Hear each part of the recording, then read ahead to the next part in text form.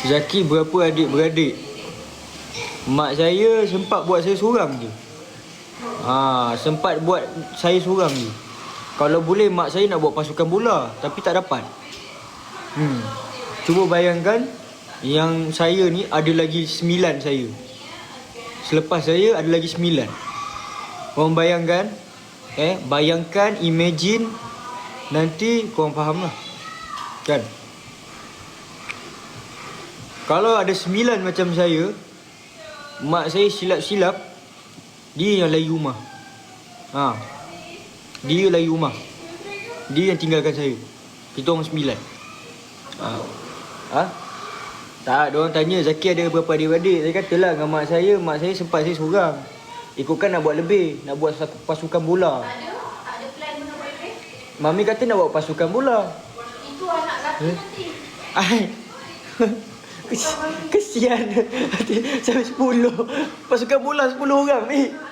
Tak payahlah. Suami nanti 10 orang. Tak payahlah, kesian member ni. Tak payahlah. Siapa? Tak tahulah siapa-siapa lah. Yelah, nanti kesian lah kat isteri sampai 10 kali. Apalah dia duduk rumah je bagi handbag dia tak bulan. Chanel ke. Bagi gaji banyak kat dia. Sampai 10. Lepas tu cucu tu mari nak suruh diorang buat apa-apa. Ya, lagi ramai cucu cicit hantar situ. Aduh. Dah macam order Grab pula. Okey, ayam dengan salmon nak 5. Cukup 10. Aduh. Pisang.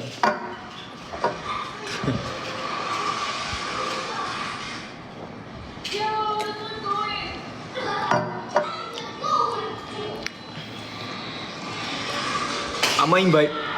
Mana tak ada pun. Tak ada pun. Cuma mami nak cucu 10. Bukan cucu je, cicit dia nak 20. Dia nak 20 cicit. Dah cucu tu kan, nanti dia akan bagi tu cucu dia, nanti nak anak sampai 20. Total nak buat pasukan bola. Tapi tak apa, jangan risau. Semuanya pandai menyanyi, jangan risau. Saya akan train diorang, semua pandai menyanyi. Saya akan train diorang, semua pandai menyanyi. Saya akan buat pasukan A, pasukan B. Siapa striker, kita letak depan. Tak ada pun, tak keluar pun. Mana ada di-invite ni? Tak keluar pun.